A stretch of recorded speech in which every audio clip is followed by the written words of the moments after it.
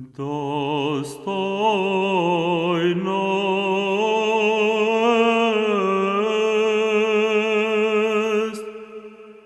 Jakova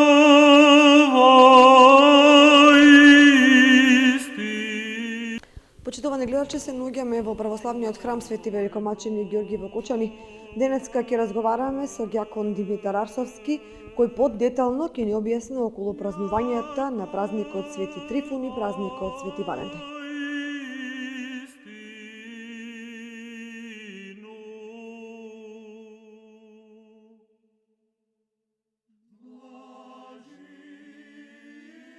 Темата на која ќе разговараме денеска е празнувањето на верскиот празник Свети Трифун. Ѓаконе, како го празнувате овој празник? Значи, светиот маченик Трифун е еден светител што во овие краишта има голем култ. Значи, луѓето го слават и го бараат неговото молитвено застапништво. Интересно е, нели токму поврзано со овој светител е дека во традиција остана тоа според некои еминентни теолози, закорвувањето на лозите како што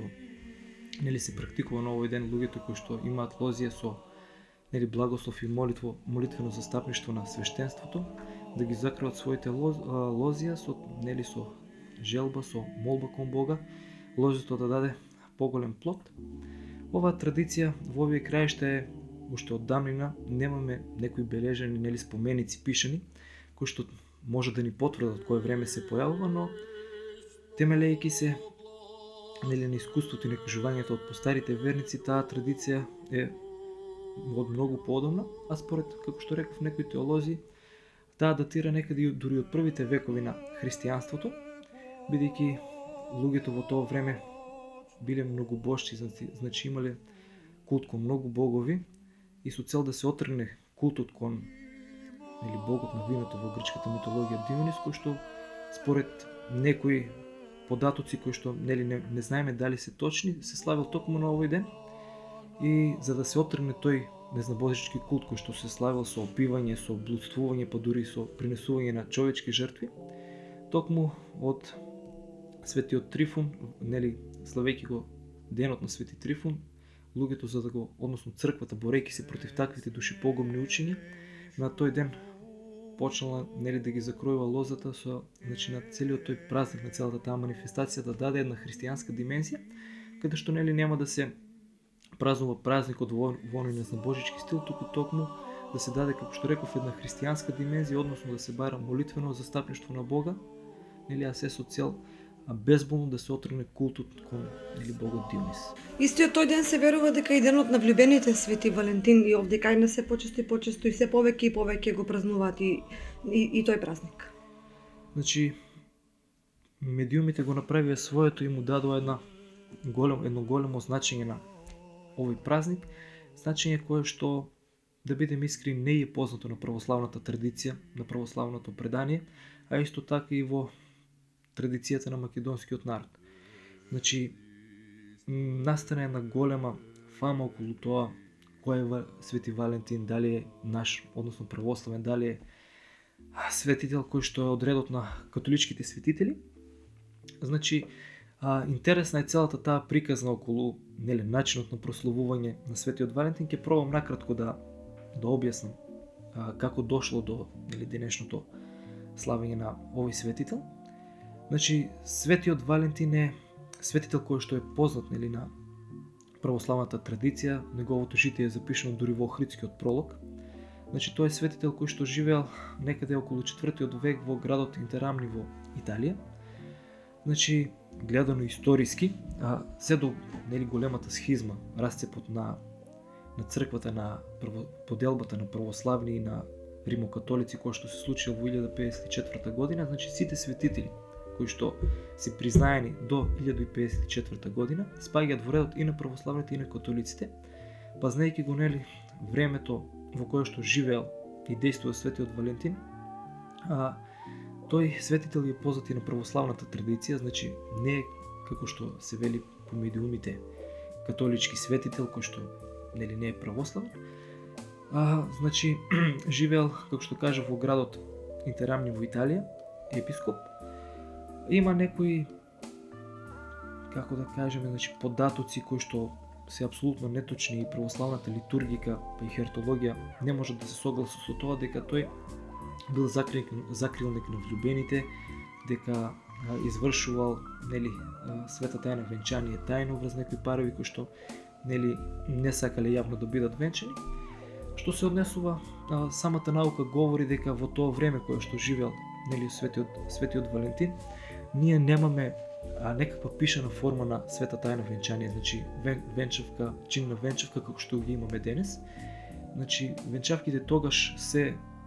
вршиле во текот на самата литургија, а нели за да биде една венчавка веродостојна, мора да има нели кум и староствот кои што се сведоци. Значи доколку нема сведоци, Светата православна црква не може да изврши света тајна венчание, па така дека тој венчавал тајно како што велат, а таквото мислење апсолутно неточно се коси нели како што кажав со она што го учи историјата нели на литургиката и на хертологијата. А светиот Валентин, до него е зачувано едно писмо нели до една слепа девојка која што се нарекувала Јулија, каде што тој нели пишувал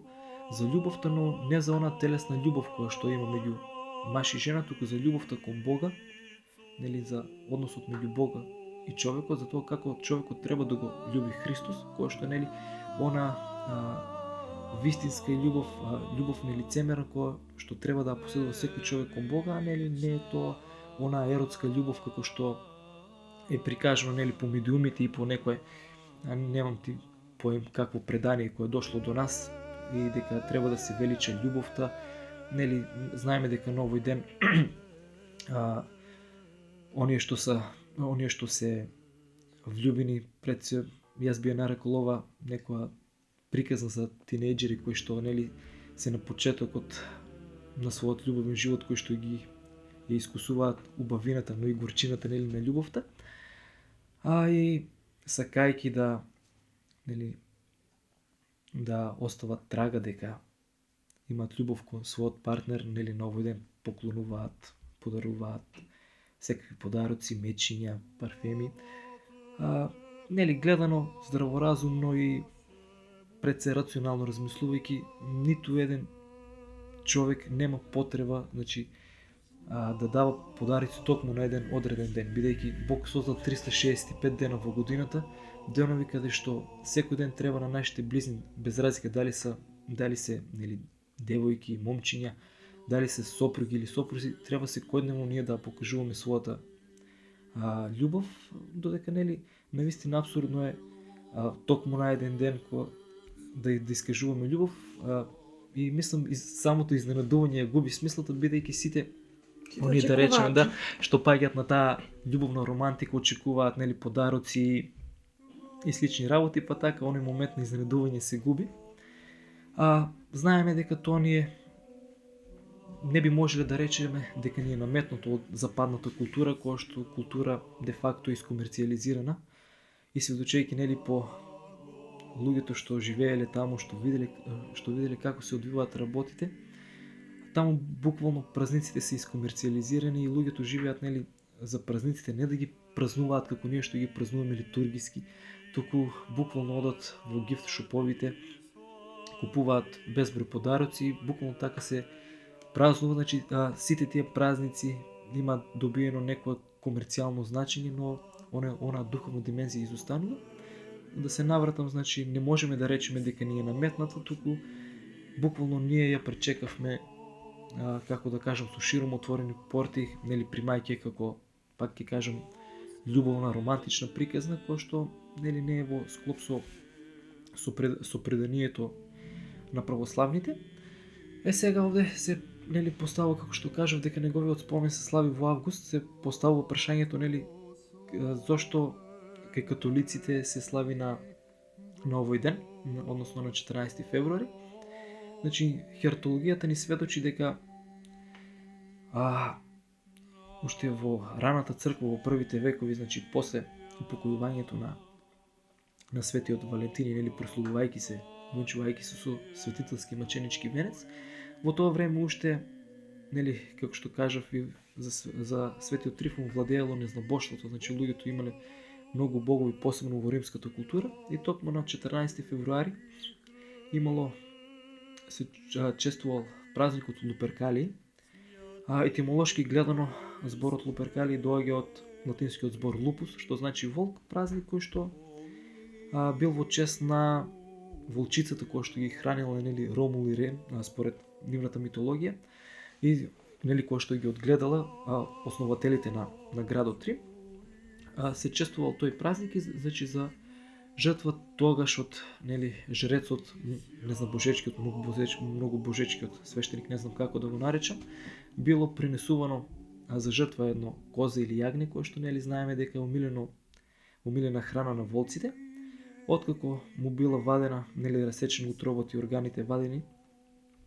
кожата и делови од месото биле сечени на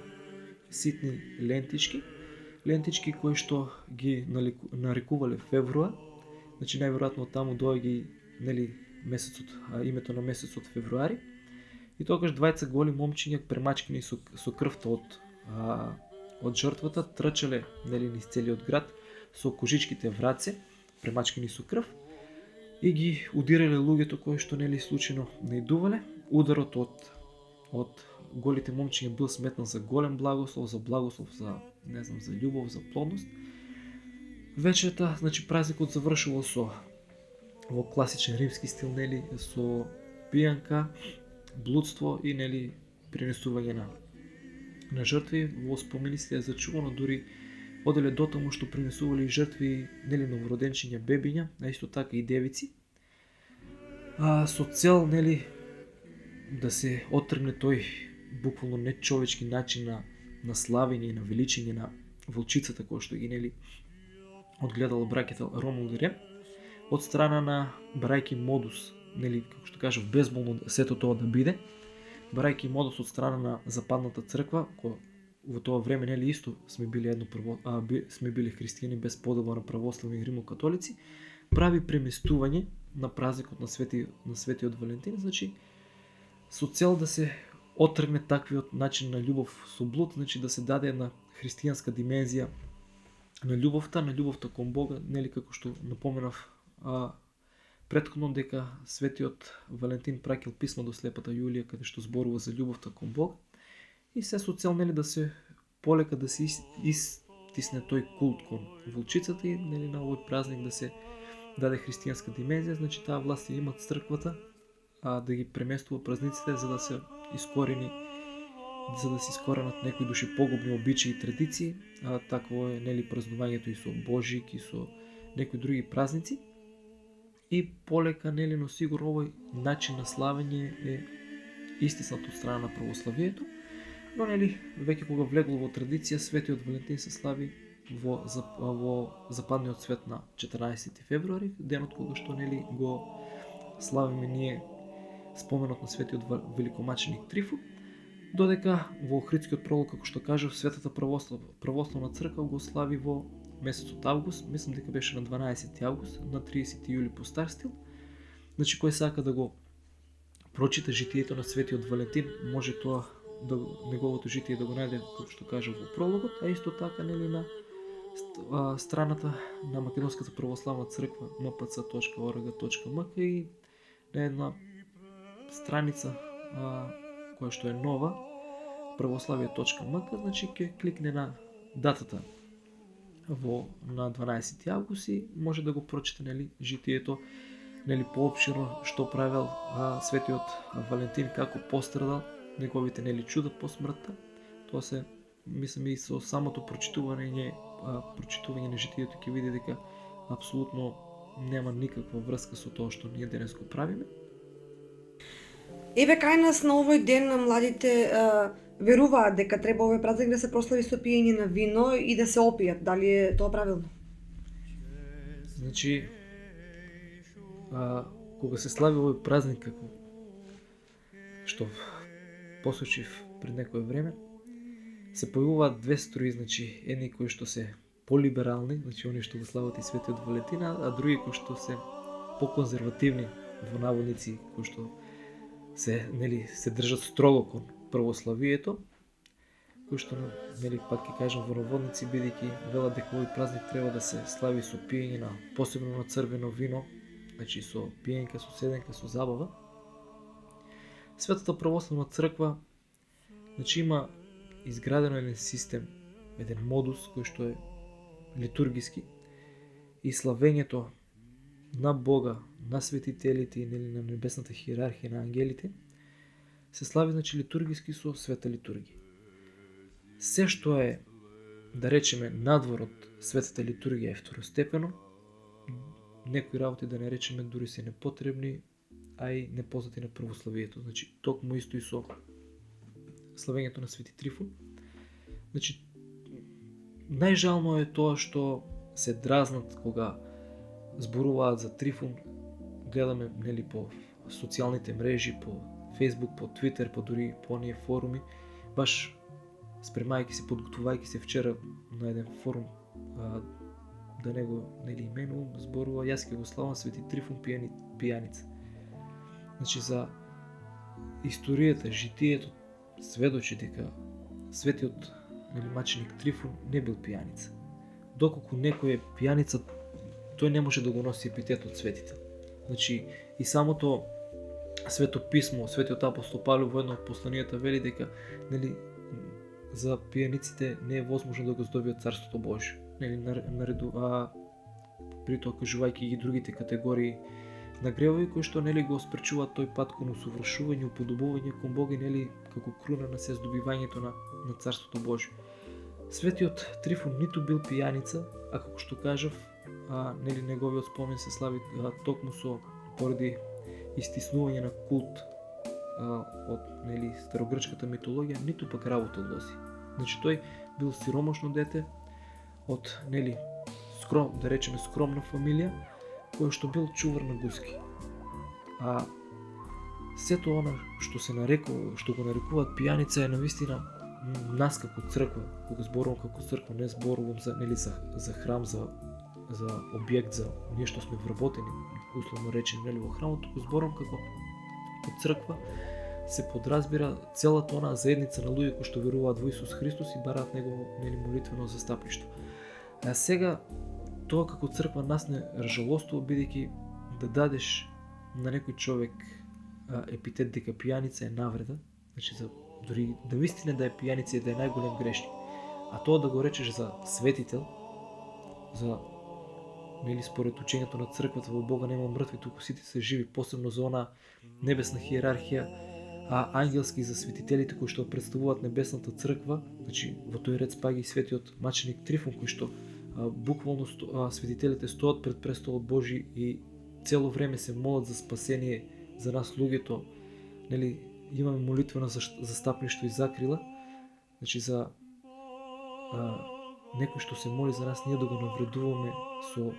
епитетот пијаница е навистина неблагодарно и недостојно. Почнувајќи нели за нас како православни. Не смееме ние да осудуваме човека, камо ли светител кој што се прославил со маченичка смрт за да го нели прослави Христа. Јас малкумина знаат дека всушност светиот маченик Трифун откако му е нели дадена понуда да се откаже од Христос, тој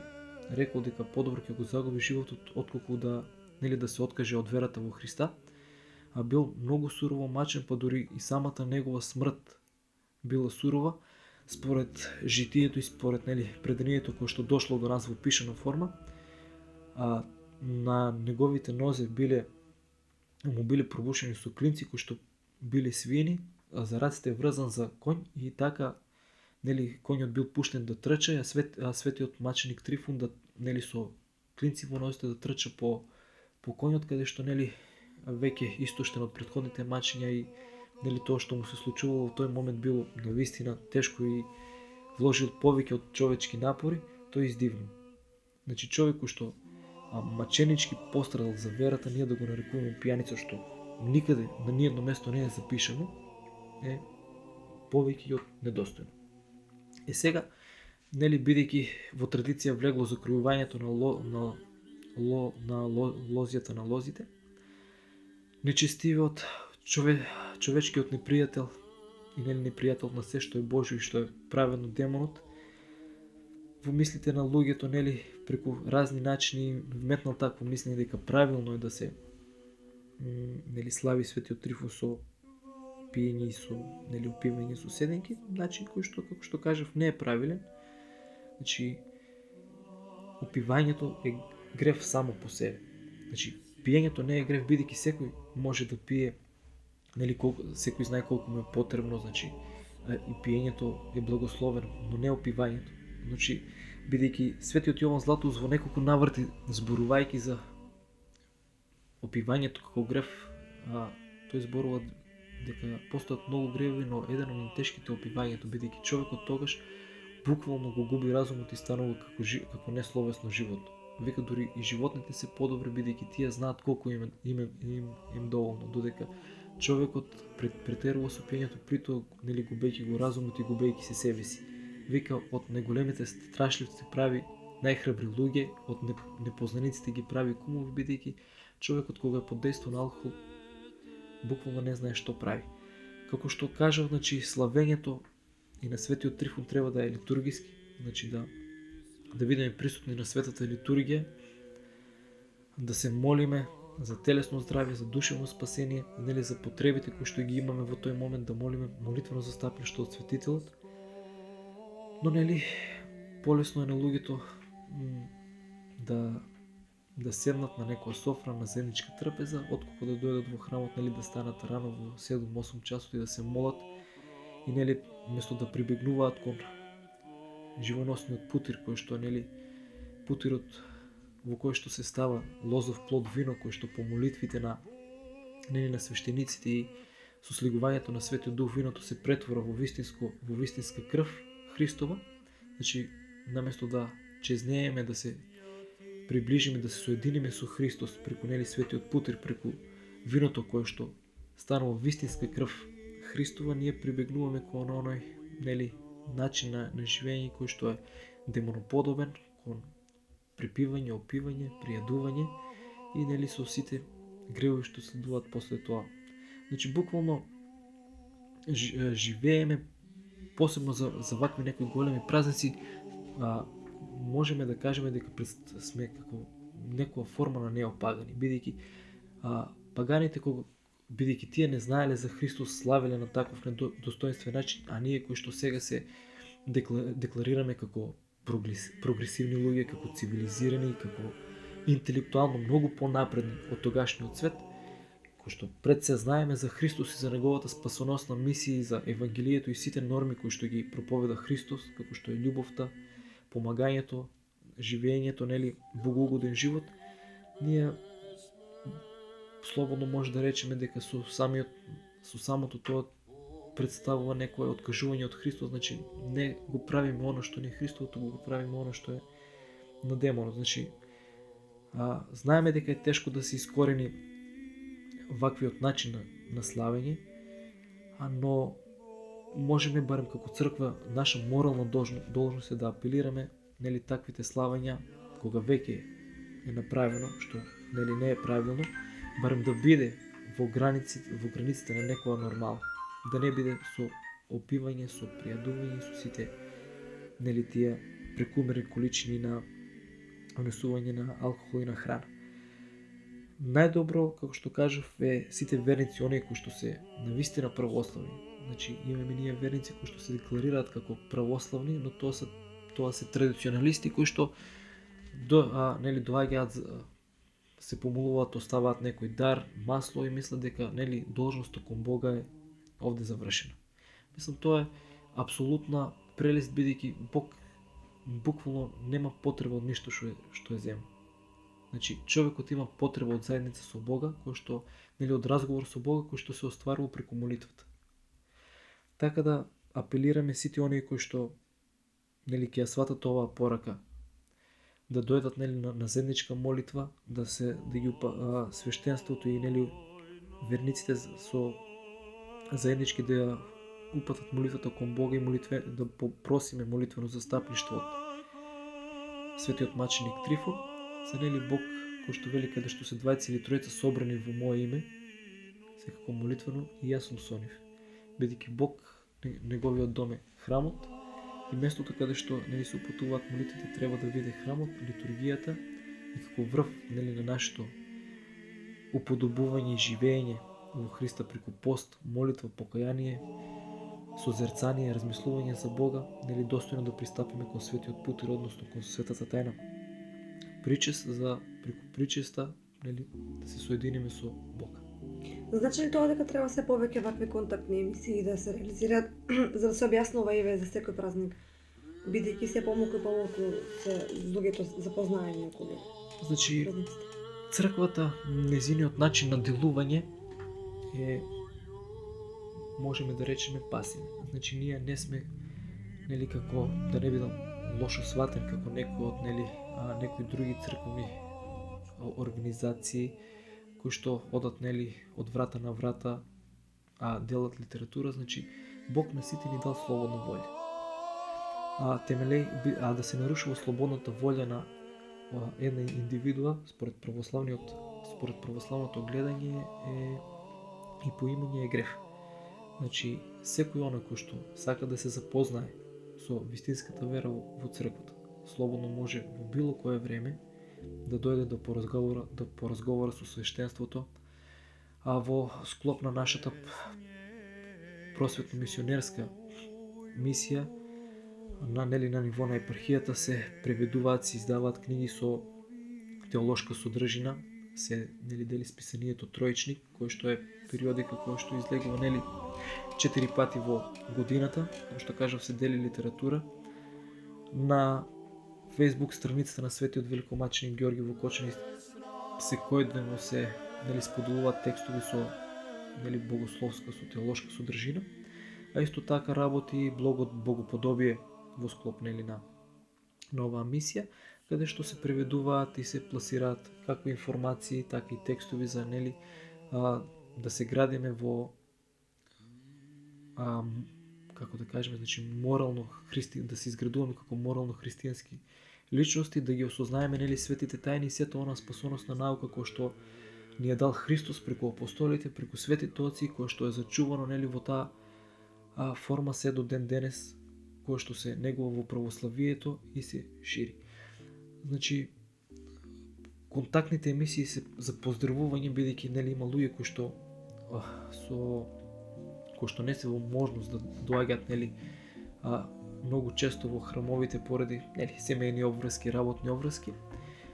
Се чувствува потреба од таквите контактни емисии, но многу пати луѓето знаат и да се оправдаат, никој не ни кажал, никој не научил. Значи, како што кажав, доколку сакаат да научат, сега светот е буквално глобално село и може да се научи преку компјутер. Значи, во Македонија постојат еден куп интернет страни со православна теолошка содржина, еден куп блогови, се снимаат разни емисии, се прават прилози, значи буквално за секој празник, за пости или за некој поважен настан од областа на од православна област, излигуваме во медиуми, соопштуваме. Значи немаат оправдување дека не се информирани. Исто така што е најважно на секоја литургија се толкува Светото Евангелие, се зборува за евангелската полука или пак доколку има потреба од некоја случување кое што спаѓа, како да кажеме, во она неморално однесување и црквата како заштитник и чувар на моралот мора да се огласи. Значи се зборува за различни теми. Значи се што треба луѓето да се заинтересираат за да го спознаат Бога и полека да влегуваат во нормите на тоа православно живење, бидејќи религијата и таквиот начин на живот ние можеме да им дадеме книги кои се плодовите од постот, кои се плодовите од покајанието, од молитвата, добродетелите, но доколку тие самите не го искусат тоа, нема да осознаат вистинската убавина која што им го нуди православието, бидејќи пред се религијата, православието, мислам, тоа е еден личностен опит кој што човекот треба да го искуси сам на своја кожа за да го доживее тоа, бидејќи ние математички со формула не можеме да го докажеме тоа. Значи се сведува на тоа дали луѓето сакаат да се едуцираат и да живеат така, а доколку изразат желба, свештенството стои на располагање за било какви прашања, нели, може да дојдат се разговара. Тоа не е некоја табу тема, нели, во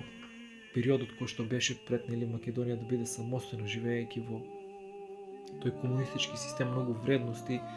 и знаеме дека имаше широка и голема пропаганда против црквата, каде што, нели, се исмеваше свештенството, па дури оние македонските народни приказни кои што ги гледаме се дел од таа пропаганда, бидејќи таму се исмева свештенството и, нели, се руши нивното достоинство. Замислите децата уште од мали какви сваќања, како гледале на свештенството, но, нели, се работи на полека, но сигурно на како да кажеме, управање на таа целата ситуација. Значи, црквата слободно може да кажеме дека не само во Кочани, туку и на ниво на целата Македонска православна црква доживува некоја ренесанса, бидејќи многу број млади луѓе кои што се едуцирани доваѓаат, разговараат со свештенството, што не радува посебно е, живеат многу добар духовен живот преку постојан пост, молитва, нели, исповед, пречистување, што е најважно. Нели, пак ќе кажам, се сведува на дали луѓето сакаат или не сакаат да живеат по тој пат.